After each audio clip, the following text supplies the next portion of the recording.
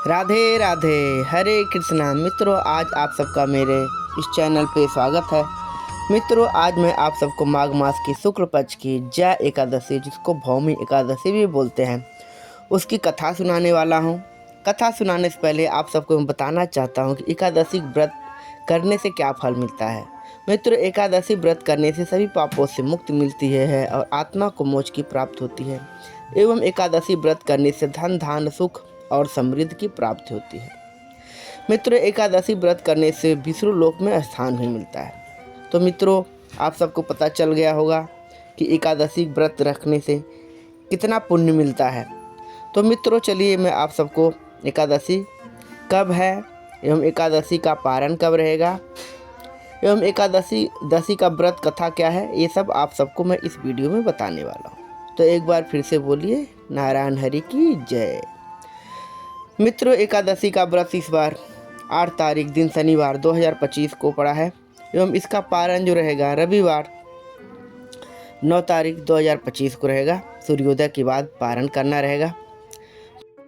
तो मित्रों, चलिए आप सबको मैं माघ मास के शुक्ल पक्ष की एकादशी का कथा सुनाता हूँ। एक बार युधिष्ठिर ने पूछा, भगवान, आपने माघ मास के कृष्ण पक्ष की खटतिला एकादशी का वर्णन किया, अब कृपा करके यह बतलाइए कि शुक्ल पक्ष में कौन सी एकादशी होती है, उसकी विधि क्या है तथा उसमें किस देवता का पूजन किया जाता है। भगवान श्री कृष्ण बोले, राजेंद्र, बतलाता हूँ, सुनो। माघ मास के शुक्ल पक्ष में जो एकादशी होती है उसका नाम जया है। वह सब पापों का हरने वाली है, उत्तम तिथि है, पवित्र होने के साथ ही पापों का नाश करने वाली है तथा मनुष्यों को भोग और मोक्ष प्रदान करती है। इतना ही नहीं, वह ब्रह्म हत्या जैसे पाप तथा पिशाच तत्व का भी विनाश करने वाली है। इसका व्रत करने पर मनुष्य को कभी भी प्रेत योनियों में नहीं जाना पड़ता। इसलिए राजन, प्रयत्न पूर्वक जया एकादशी नाम की एकादशी व्रत सबको करना चाहिए।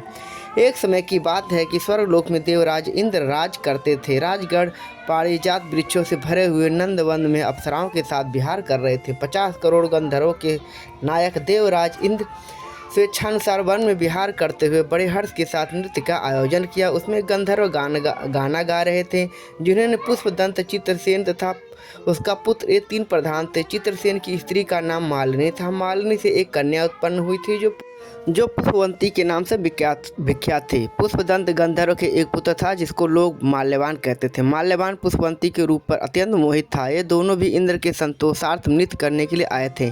इन दोनों का गान हो रहा था, इसके साथ अप्सराएं भी थी। परस्पर अनुराग के कारण ये दोनों मोह के वशीभूत हो गए।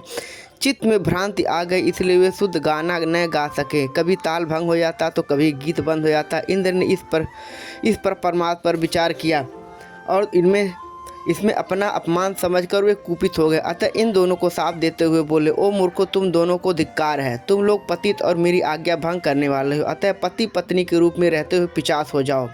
इंद्र के इस प्रकार शाप देने पर इन दोनों के मन में बड़ा दुख हुआ। वे हिमालय पर्वत पर चले गए और पिशाच योनियों को पाकर भयंकर दुख भोगने लगे। शारीरिक पातक से उत्पन्न ताप से पीड़ित होकर दोनों ही पर्वत की कंदराओं में विचरतित करने लगे।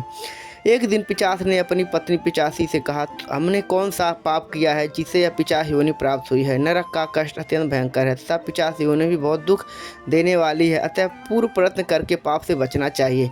इस प्रकार चिंता मग्न में होकर वे दोनों दुख के कारण सूखते हुए जा रहे थे। दैव योग से इन्हें माघ मास की एकादशी तिथि प्राप्त हो गई। जया नाम से विख्यात तिथि जो सब तिथियों में उत्तम है। उस दिन उन दोनों ने इस प्रकार के आहार त्याग दिए। जल का पालन नहीं किया, किसी जीव की हिंसा नहीं की, यहाँ तक कि फल भी नहीं खाया। निरंतर दुख से युक्त होकर वे एक पीपल के वृक्ष के नीचे बैठ गए। सूर्यास्त हो गया। उसके प्राण लेने वाली भयंकर रात पहुंची थी। उन्हें नींद नहीं आई। वे रति या और कोई सुख भी नहीं पा सके। सूर्योदय हुआ, द्वादशी का दिन आया। उन पिशाचों के द्वारा जयादशी के उत्तम व्रत का पालन हो गया। उन्होंने रात में जागरण भी किया था। इस व्रत के प्रभाव से तथा भगवान विष्णु की शक्ति से उन दोनों की पिशाचता दूर हो गई।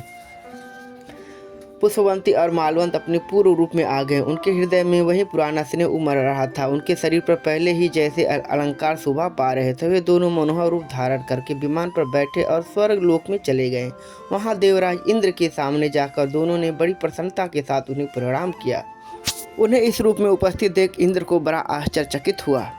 इंद्रदेव ने पूछा, तुम लोग ने कौन सा पुण्य किया था जिसके प्रभाव से तुम दोनों का पिशाच दूर हुआ? तुम मेरे सांप को प्राप्त हो चुके थे, फिर किस देवता ने तुम्हें उससे छुटकारा दिलाया? माल्यवान बोला, स्वामी, भगवान वासुदेव की कृपा तथा जया नाम एकादशी के व्रत से हमारी पिशाचता दूर हुई है। इंद्र ने कहा, तो अब तुम दोनों मेरे कहने से सुधा पान करो। जो लोग एकादशी के व्रत में तत्पर और भगवान श्री कृष्ण के शरणागत होते हुए हमारे ही पूजनीय हैं। भगवान श्री कृष्ण कहते हैं, राजन, इस प्रकार एकादशी का व्रत करना चाहिए। निश्चय जया एकादशी ब्रह्म हत्या को दूर करने वाला है, जिससे जया का व्रत किया जाता है। इस सब प्रकार के दान से दे दिया और संपूर्ण यज्ञों का अनुष्ठान कर लिया।